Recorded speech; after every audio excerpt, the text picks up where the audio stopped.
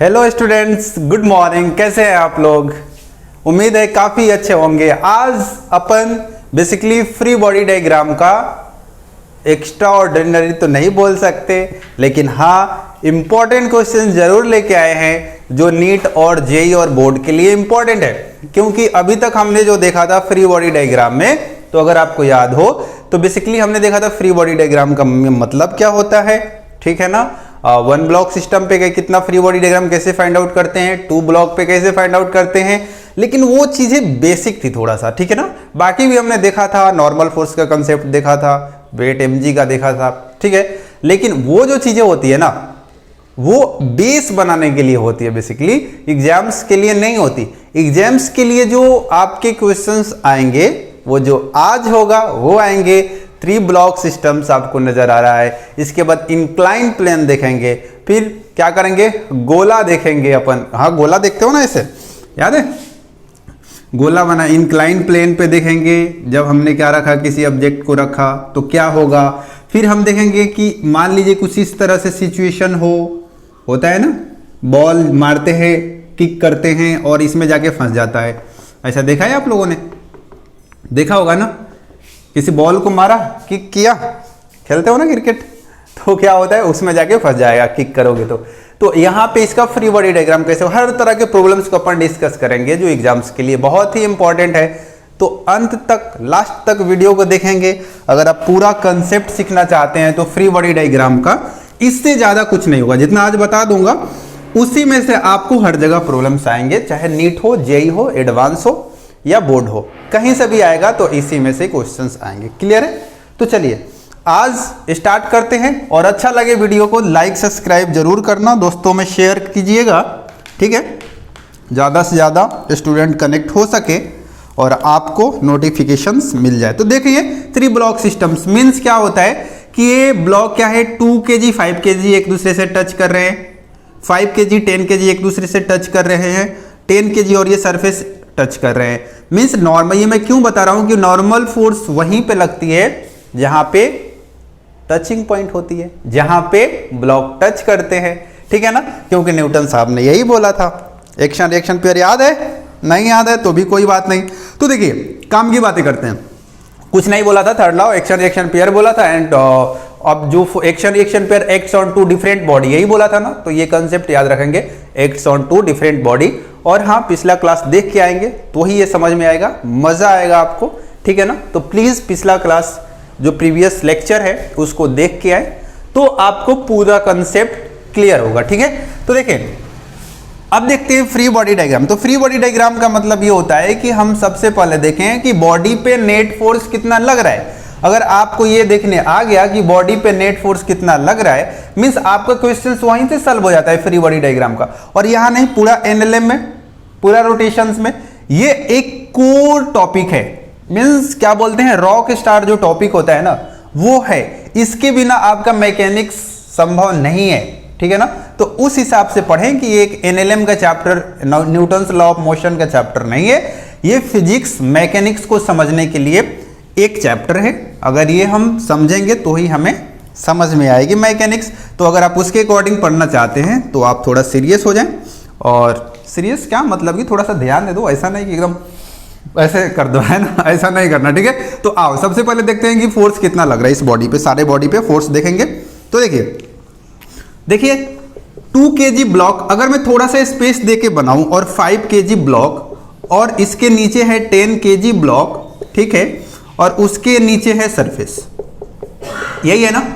उसके बाद देखेंगे कि क्या होता है कि अगर मैं बोलूं कि 2 kg और 5 kg के बीच में, 2 kg एंड 5 kg के बीच में क्या लग रहा है, देखो यहाँ पे 2 kg और 5 के बीच में यहाँ पे तो लगेगा ना। और इसको क्या बोलते हैं, नॉर्मल बोलते हैं। तो नॉर्मल 2 kg 5 kg पे लगाएगा और 5 kg 2 kg पे लगाएगा, ठीक है ना। तो देखिए 2 kg 5 kg पे N1 नीचे लगा रहा है, 2 kg इस पे और 5 kg उल्टा इस पे। मतलब कि ये दोनों का नाम क्या होगा, N1।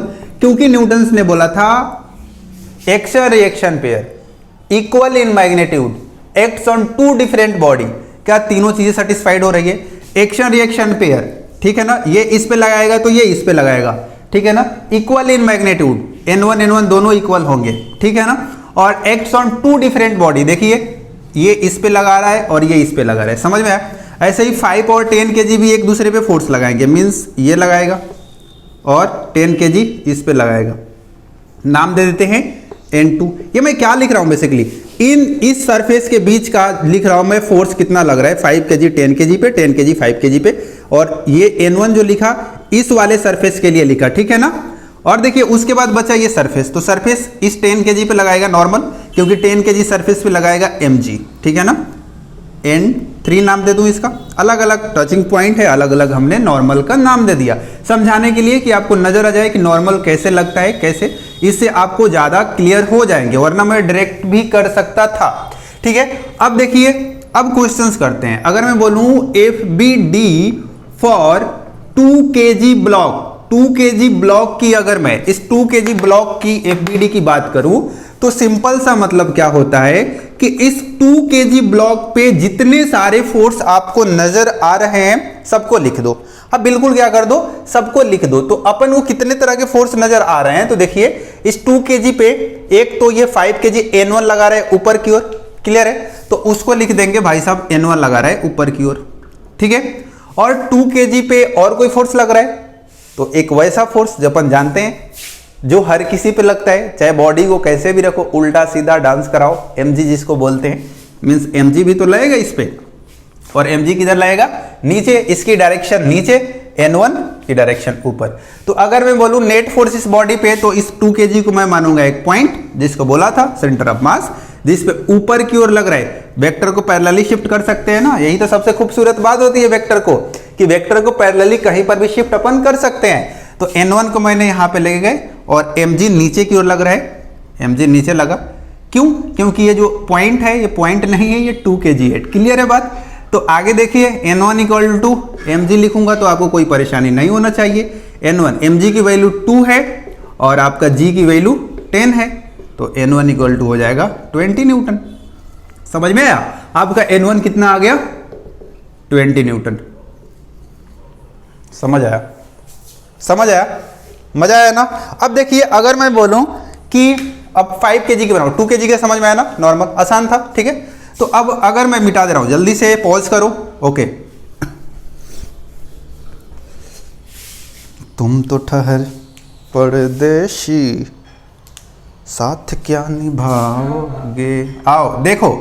अब अपन क्या करते हैं, इसको 5 kg पे देखते हैं भाई, ठीक है ना। तो 5 kg का मतलब क्या होता है कि 5 kg पे कितने फोर्स लग रहे हैं, क्लियर है ना। अरे बोलो, मजा आ रहा है ना।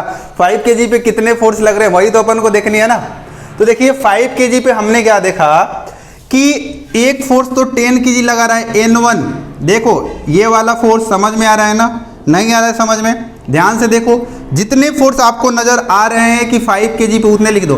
तो भाई साहब N1 ये N2 नजर आ रहा है कि सर N2 लगा रहा है, कौन, 10 kg 5 kg पे।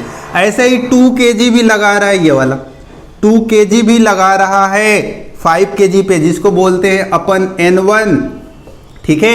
और कौन सा लगा रहा है, 5 kg पे एक वेट तो हमेशा नीचे लगेगा mg, ये तो हर किसी पे लगता है, इसकी तो आप छोड़ ही दो, ठीक है ना। बाकी mg तो लगा देना हर किसी पे, N1 N2 मतलब कि और अपन को देखनी है, ठीक है। तो समझ में आ गया ना, 5 kg पे ऊपर से लग रहा है N1, नीचे से लग रहा है N2 और एक लग रहा है mg। तो इतना आपको अगर नजर आती है तो क्वेश्चन हमारा हो गया सॉल्व। कैसे हो गया साहब, तो देखिए ये 5 kg का ब्लॉक, 5 kg पे नीचे लग रहा है mg, बाकी इस पे नेट फोर्स लिख दो ना, पैरेलली शिफ्ट कर दो वेक्टर की। खूबसूरत बात है, यही होती है, हम जानते हैं। अब देखो ऊपर लग रहा है N2 और नीचे लग रहा है आपका N1, यही होगा। 5 kg पे नेट फोर्स देखिए, ऊपर कितने लग रहे हैं, N2 लग रहा है, नीचे डाउनवर्ड फोर्स कितने हैं, mg है, और N2 भी नीचे डाउनवर्ड्स है। बाकी कुछ नहीं करना, अपन क्या करेंगे, इसको N2 equal to N1 plus mg, ठीक है। तो देखिए N2 इक्वल टू N1 पहले ही हमने निकाल लिया 20, प्लस mg कितना हो जाएगा आपका 5 इंटू 10, तो N2 इक्वल टू हो जाएगा आपका 50-70 न्यूटन, ठीक है। तो N2 की वैल्यू कितनी आ गई आपकी 70 न्यूटन, क्लियर है बात। N2 की वैल्यू क्या आ गई 70 न्यूटन, ठीक है। तो देखो ये हो गया आपका 5 kg का फ्री बॉडी डायग्राम।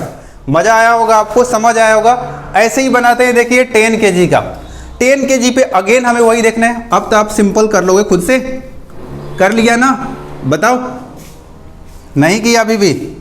देखो यहाँ पे 10 kg की बात कर रहा हूँ मैं, ठीक है, 10 kg की बात कर रहा हूँ। तो क्या होगा यहाँ पे 10 kg पे सिंपल सा देखो, यहाँ पे 10 kg आपका ये ब्लॉक है, ठीक है, और 10 kg पे क्या करूँगा, कितने फोर्स लग रहे हैं आपको नजर आ रहे होंगे अब।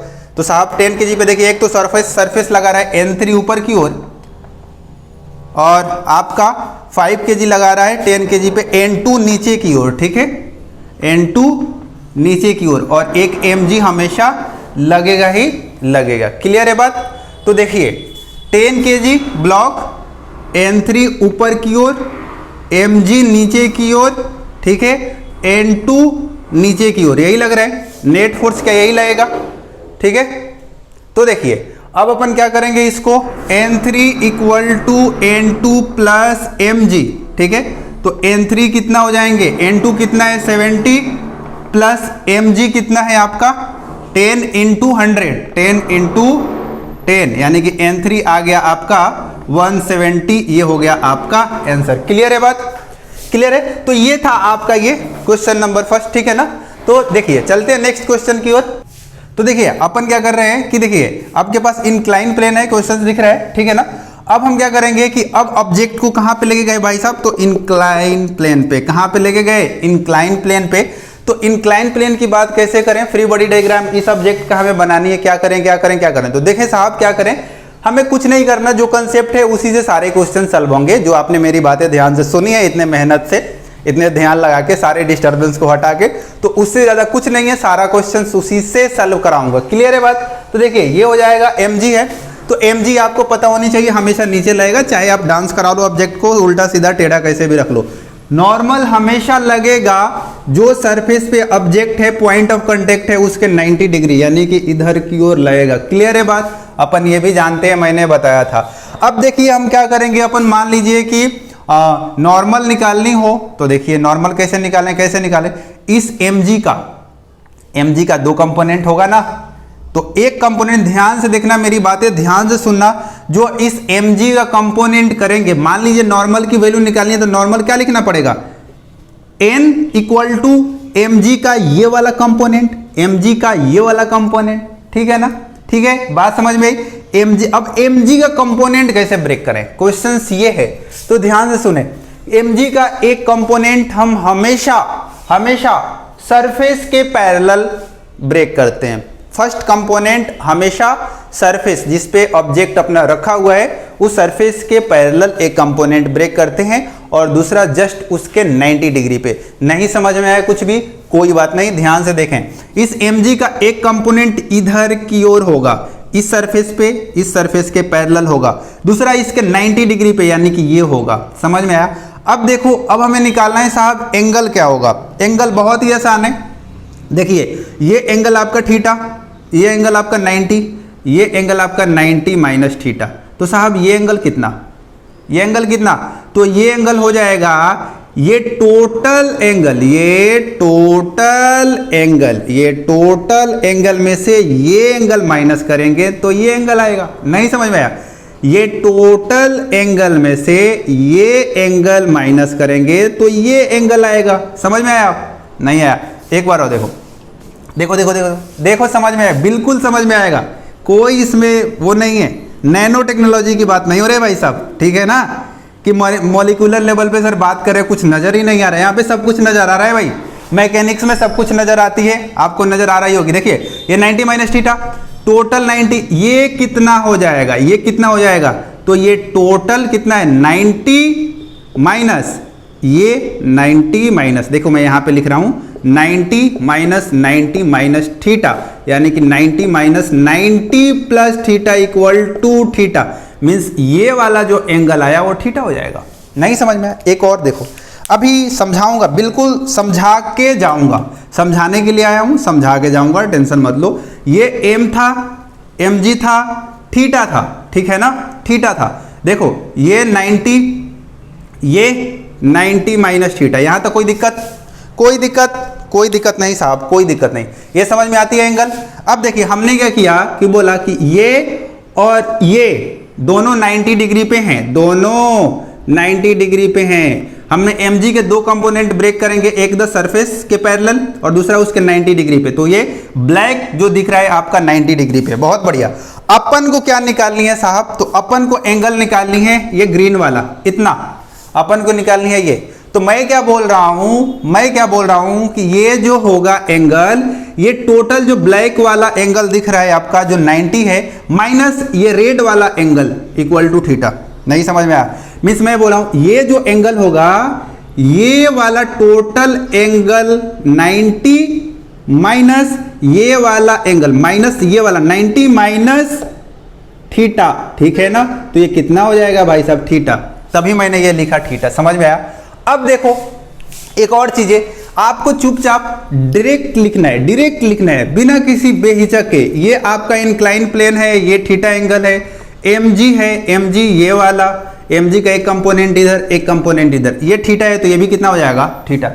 अभी मैंने प्रूफ किया था कैसे हुआ, देखो यहाँ पे प्रूफ भी है सामने, लेकिन मैं बोल रहा हूं इसको अगर डायरेक्ट लिख देने का, ठीक है ना, बिल्कुल सही होगा। ठीक है, यहाँ पे मान लीजिए थीटा की वैल्यू आपका 37 डिग्री है, तो यहाँ पर भी लिख देने का 37 डिग्री, वही आएगा साहब। ठीक है, वही आएगा। देखो तो अब इस क्वेश्चंस को करते हैं, वही आएगा। तो मीन्स इसको मैं मिटा के दोबारा बना रहा हूं, आप लोग मत मिटाना। ठीक है, देखिए एंगल थीटा था, एम था, mg था, दो कंपोनेंट था, ये वाला एंगल आ गया था थीटा। क्लियर है बात? जितना ये एंगल होगा उतना ये एंगल होगा। क्यों? क्योंकि mg को मुझे कंपोनेंट को ब्रेक करनी है। नॉर्मल भाई साहब लग रहा था ऊपर, नॉर्मल किधर लग रहा था? ऊपर लग रहा था। अब देखिए मैंने एक बात बोली थी कि mg का एक कंपोनेंट हमेशा पैरेलल टू द सरफेस कर लिया। अब mg को ब्रेक कैसे करते हैं? थीटा के साथ cos थीटा आता है, उसके परपेंडिकुलर वाले के साथ sin थीटा आता है। क्लियर है? नहीं है क्लियर? मीन्स ये जो आएगा mg का ये वाला कंपोनेंट कितना हो जाएगा? इस mg का ये वाला कंपोनेंट कितना हो जाएगा? mg cos थीटा, और इसी के परपेंडिकुलर वाला ये वाला कंपोनेंट कितना हो जाएगा? mg sin theta. क्लियर है बात? इस कंपोनेंट ब्रेक करने आया। बहुत ही इंक्लाइन प्लेन बहुत ही इंपॉर्टेंट है, बहुत क्वेश्चंस इससे बनते हैं। ठीक है ना? इंक्लाइन प्लेन पे क्या करेगा कि एक ऑब्जेक्ट को ऊपर चला देगा, ऑब्जेक्ट को ऊपर चला देगा, या बोल देगा ऑब्जेक्ट नीचे आ रहा है, फ्रिक्शन फोर्स निकालें, आपको फ्री बॉडी डायग्राम की जरूरत पड़ेगी। क्या बोलेगा? ये इंक्लाइन प्लेन पे ऑब्जेक्ट है, ठीक है ना, इसकी एक्सेलरेशन a कर देगा, ठीक है ना, बोलेगा कि नेट फोर्स निकालें इस पे, आपको फ्री बॉडी डायग्राम की जरूरत पड़ेगी। मीन्स अगर आप मैकेनिक्स समझना चाहते हैं, इंक्लाइन प्लेन कोर है, मैं बार बार बोल रहा हूँ, रॉक स्टार है ये, आपको ये आनी ही चाहिए। क्लियर है बात? तो देखिए इसी उम्मीद के साथ कि अब आपको समझ आ गया होगा फ्री बॉडी डायग्राम। कुछ नहीं करना, हो गया हमारा, यही आंसर हो जाएगा। ठीक है ना? अब आपको नॉर्मल को इस पूछे कि नॉर्मल की वैल्यू बताएं, ठीक है ना, तो n इक्वल टू हो जाएगा आपका mg cos थीटा, ये ऊपर n और नीचे mg cos थीटा, आंसर हो जाएगा। और कोई खास बात नहीं। ठीक है, मान के चलिए कि आपको एक क्वेश्चन दे दूं तुरंत एक क्वेश्चन, बहुत आसान सा क्वेश्चन, कि ये आपका इंक्लाइन प्लेन है, ये 37 डिग्री है, यहाँ पे मास 10 kg है, आपको क्या निकालनी है? आपको क्या निकालनी है? नॉर्मल की वैल्यू निकालनी है। फाइंड द नॉर्मल की वैल्यू। तो क्या करेंगे साहब, बताइए क्या करेंगे? आसान है ना? कंपोनेंट ब्रेक करो, नीचे क्या करो?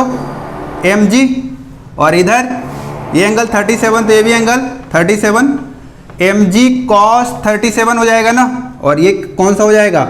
mg sin 37। समझ आ रहा है? समझ आ रहा है ना? मीन्स देखिए mg का ये वाला कंपोनेंट mg cos थीटा, ये वाला mg cos थीटा, ये वाला mg sin थीटा, थीटा की वैल्यू 37, तो नॉर्मल की वैल्यू क्या हो जाएंगे? ये देखो ना, नॉर्मल तो यही है ना भाई साहब। ठीक है, तो नॉर्मल की वैल्यू हो जाएंगे n equal to mg cos 37, और n इक्वल टू हो जाएगा m की वैल्यू 10, g की वैल्यू 10, cos यानी कि 4/5 आपके हो जाएंगे ये आंसर। क्लियर है? कितना हो जाएगा? 400/3। अच्छा, ये सोच रहे हो क्या कि सर ये 4/3 कैसे लिखा आपने? तो आपको ये याद करनी पड़ेगी भाई साहब, ये आपको याद करनी पड़ेगी। कैसे?